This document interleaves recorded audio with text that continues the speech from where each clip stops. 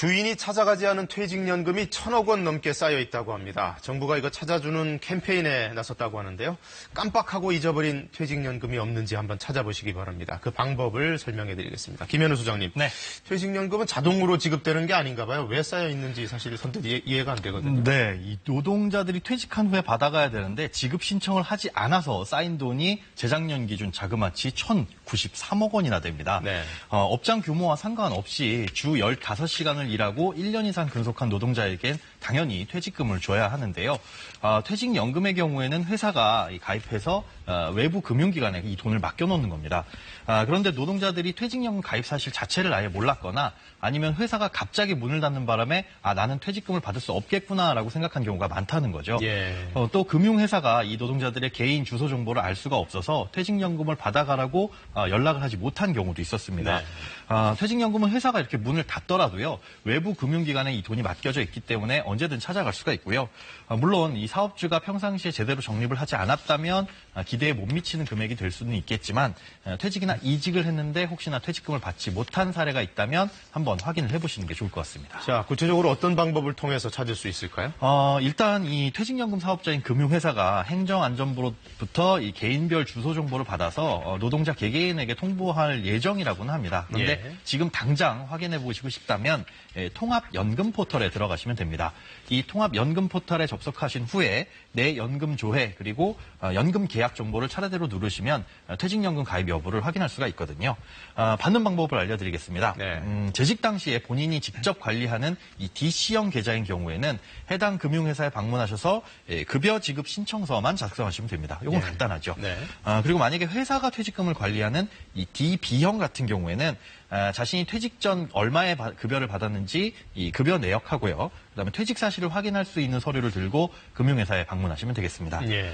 퇴직금은 원래 퇴직 뒤에 3년이 경과하게 되면 채권 소멸시효가 완성이 되거든요. 네. 받을 수 없다는 소리인데 사실상 퇴직연금 같은 경우에는 이런 소멸시효가 없기 때문에 3년이 넘었다고 하더라도 받을 수가 있습니다. 예, 또 다른 소식 준비하셨다면서요? 네.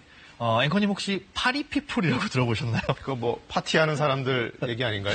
네, 그런데 오늘 말씀드린 이 파리피플은요, 물건을 팔다 할 때 파리와 피플을 합친 말입니다. 팔이 피플이요? 네, 맞습니다. 최근 혀를 찔렸네요, 제가. 네.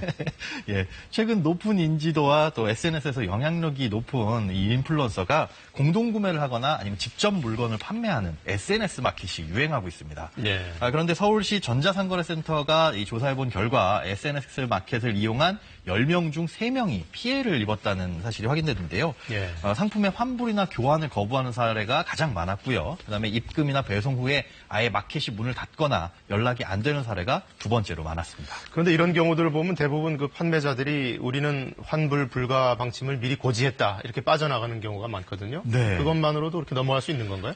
그렇지는 않습니다. 뭐 저마진, 주문 제작, 뭐 별 이유를 다 들면서 뭐 교환이나 환불이 안 된다 이렇게 써놓은 경우도 많은데요. 예. 사실상 온라인에서 산 어떤 경우라도 이 전자상거래법에 따라서 7일 이내에는 청약 철회가 가능합니다. 네.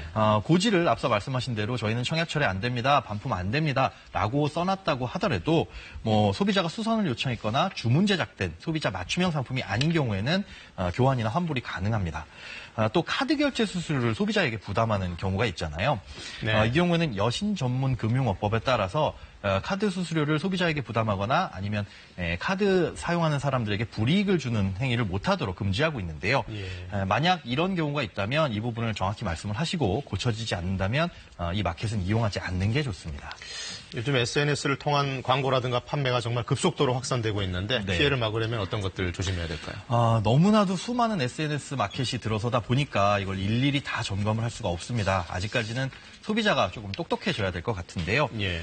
구매 전에 사업자 등록번호와 통신판매업 신고번호 그리고 연락처 같은 이 기본적인 사업자 정보가 있는지 꼭 확인을 해보시고요. 메신저를 통한 거래는 가급적 유의하시는 게 좋습니다. 또 현금 결제보다는 만약을 위해서 카드 결제가 낫고요. SNS에서 이 물건을 살 때는 증거 자료를 반드시 남겨두는 게 좋습니다. 또 물건을 살 때 결제한 내역이나 메신저 같은 경우에는 삭제하지 마시고 보관을 하시고요. 물건을 받았을 때도 사진 같은 이 증거 자료를 남겨두는 게 좋습니다. 네, 오늘도 좋은 정보 잘 들었습니다. 네, 고맙습니다. 고맙습니다.